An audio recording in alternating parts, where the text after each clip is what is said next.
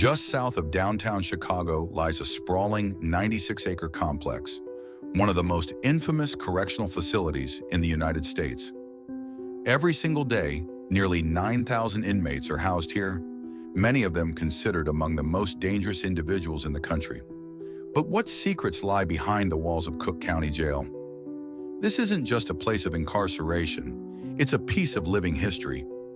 Since the aftermath of the Great Chicago Fire in 1871, this facility has held some of the most notorious names in American crime, including serial killer John Wayne Gacy.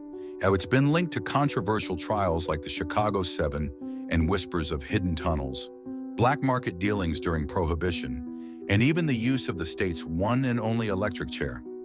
But could there be more hidden in plain sight? Today, we're peeling back the layers of a jail that's been at the center of Chicago's ongoing war against crime, where ruins of post-industrial architecture clash with everyday tragedy, and where stories seem to echo through every corridor. If you're fascinated by dark history, unsolved mysteries, and the secrets that buildings like this may still hold, make sure to like this video, subscribe to the channel, and hit the notification bell so you don't miss what's coming next. According to historical records, Chicago's population had surged to around 334,000 by the early 1870s, a dramatic rise from just a few decades earlier when it was merely a lakeside trading post. This growth, driven by expanding transportation routes and industrial development, brought prosperity, but also serious challenges. Overcrowding, pollution, and political tension reportedly began to strain the city's core. When the Great Fire of 1871 devastated large swaths of Chicago, it forced not just a physical rebuild, but what some viewed as a necessary social reset. At the time, the city's jail system was still developing. A modest wooden structure built in 1835 soon gave way to a larger brick jail at Dearborn in Illinois. Yet even that facility struggled.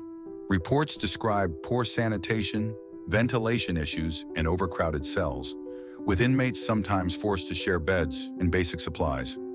Allegations of mistreatment and neglect grew louder, and by the late 19th century, calls for reform led to the creation of what would become Cook County Jail, a facility that marked a turning point in Chicago's evolving approach to justice. In the aftermath of the Great Chicago Fire in 1871, serious offenders were reportedly detained at a courthouse and jail on Hubbard Street until they were quietly transferred to state prisons like the Joliet Correctional Center, now known through pop culture references in the Blues Brothers and Prison Break. It's a story that may warrant its own video one day. While high-risk inmates moved to state facilities, lower-level offenders were kept at the Bridewell on Polk and Wells.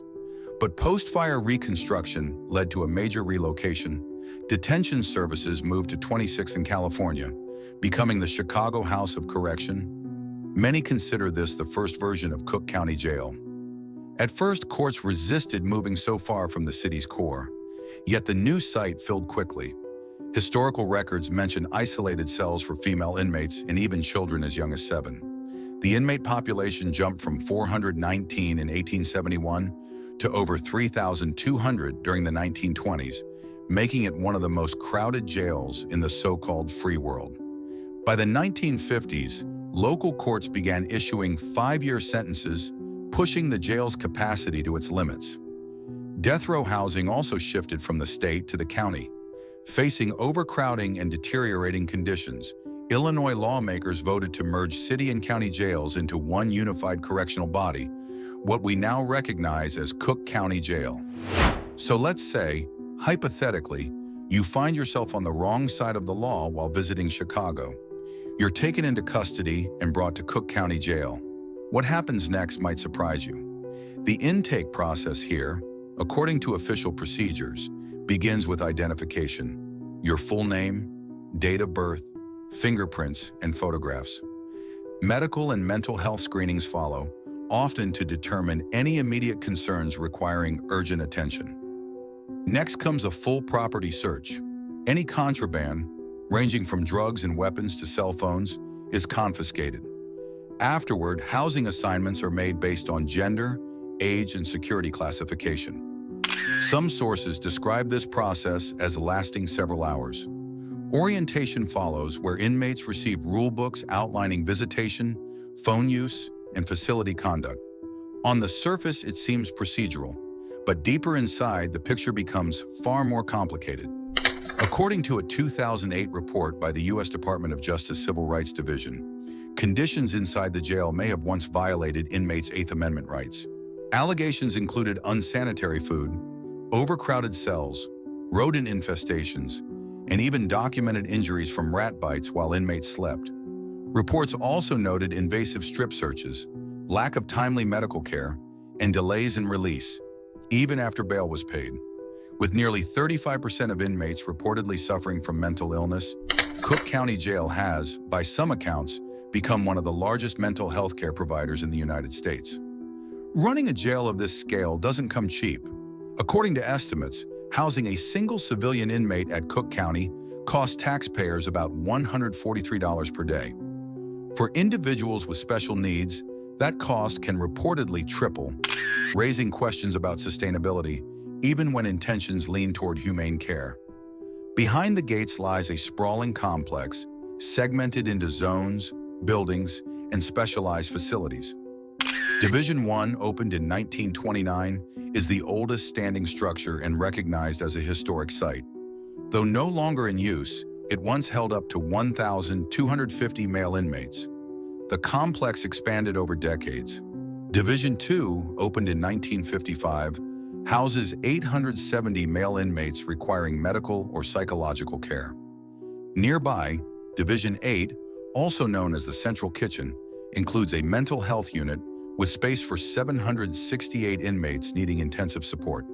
In 2013, a massive residential treatment and diagnostic center opened with 979 beds for both male and female inmates.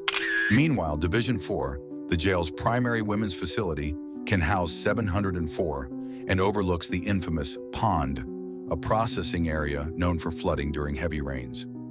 Other key sites include the Sheriff's Office, now a historic landmark, and Division 6, a disciplinary unit for younger male inmates.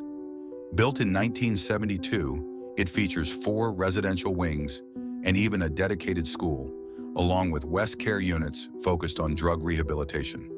With its own power plant, energy-saving retrofits, and continual upgrades, Cook County Jail today operates more like a city than a correctional facility. One where the walls don't just hold people, but generations of stories, shadows, and unanswered questions. Opened in 1992, Division 9 is Cook County Jail's highest security unit, housing up to 1,000 male inmates. Reports suggest 56 of them may only leave their cells for 1 hour per day. Nearby, Division 12, opened in 1995, holds up to 1,536 inmates within its own secured perimeter, alongside the Mental Health Transition Center and Reentry Support Center. Strangely, the grounds also include decaying structures, like a former horse arena and an abandoned railroad bridge, silent relics of the jail's layered past. Among the most talked about cases held here is the Chicago 7. Arrested during the 1968 Democratic Convention, they were accused of inciting riots. Held in harsh conditions, overcrowding, poor sanitation, they reportedly remained defiant, organizing inside and communicating with supporters. The most shocking moment came when Bobby Seale was gagged in court, drawing national outrage.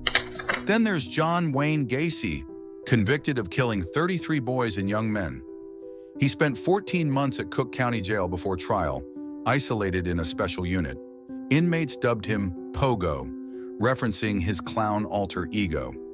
Reports claim he tried bribing guards, smuggled contraband, and often complained about conditions.